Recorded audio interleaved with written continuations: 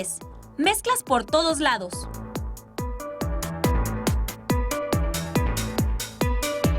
En este programa identificaremos las diferencias entre una mezcla homogénea y una heterogénea.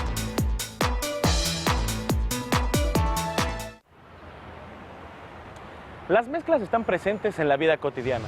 Por ejemplo, el aire que respiramos está formado por varios gases. Los más abundantes son el nitrógeno y el oxígeno.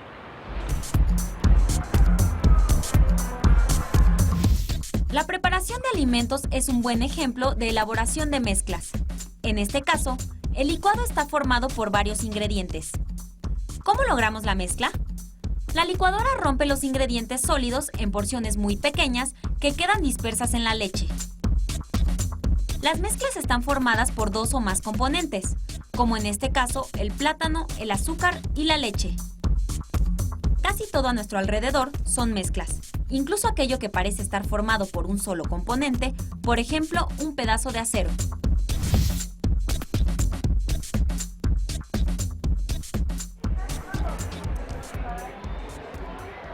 Lo que estoy comiendo es una mezcla de frutas. En este caso podemos a simple vista identificar sus componentes.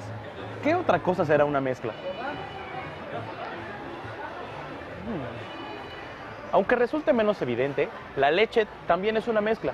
En la etiqueta podemos ver sus componentes y proporciones: carbohidratos, grasas, proteínas.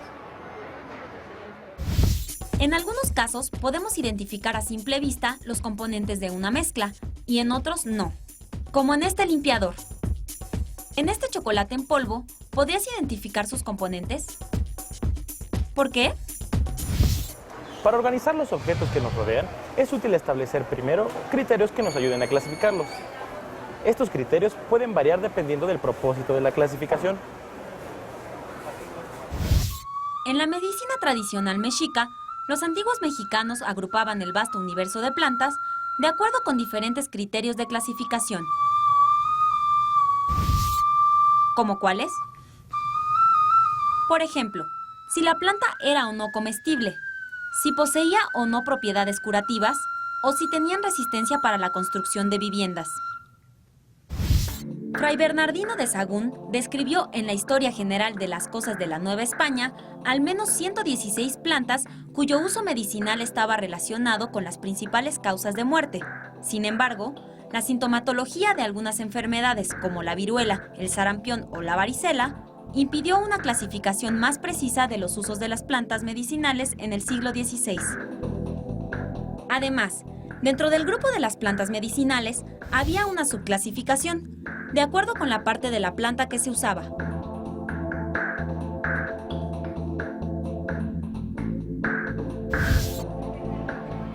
En el caso de las mezclas, ¿qué criterios de clasificación podemos utilizar? ¿Me regalas una bolsita? Gracias.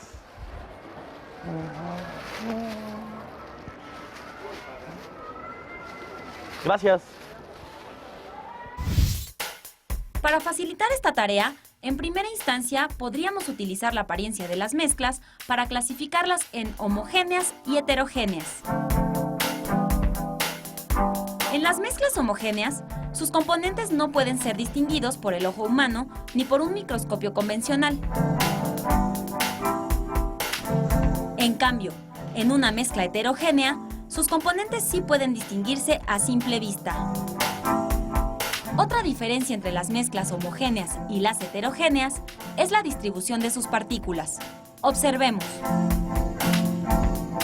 Si las partículas están distribuidas de forma uniforme y su composición se mantiene constante en cualquiera de sus partes, es una mezcla homogénea. Por ejemplo, el vinagre o el aire. En cambio, en una mezcla heterogénea, la distribución de sus partículas no es uniforme y, por lo tanto, la composición en todos sus puntos no es la misma. Por ejemplo, el granito o el agua de tamarindo.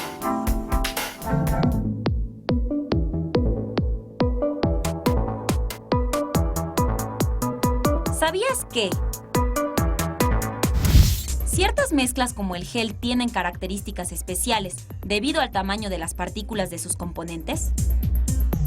El gel es una mezcla homogénea.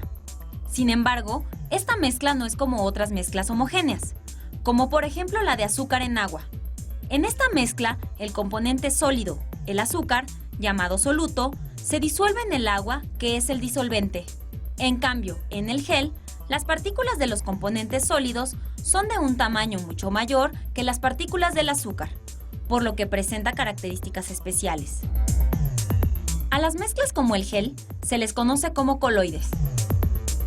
Otros ejemplos de coloides son las espumas, la mayonesa y los malvaviscos.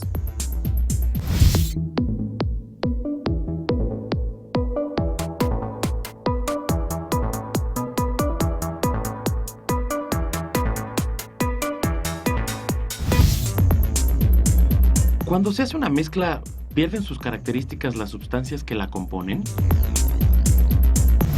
En una mezcla, los componentes no cambian sus propiedades. Estos se mantienen. Por ejemplo, en el caso de azúcar y agua, está el agua, está el azúcar sigue sabiendo dulce, que es lo que hace que sepa dulce, pues el agua es líquido, pero las propiedades siguen siendo las mismas, no se volvió salado ni nada ni agrio ni nada por el estilo por tan solo unirse. Entonces, en una mezcla homogénea como esta, no cambian. Tampoco en una heterogénea, como aceite y agua, ¿no? Que no se unen, pero igual no cambian sus propiedades. Cuando se hace una mezcla de este tipo, ¿se pueden separar sus componentes?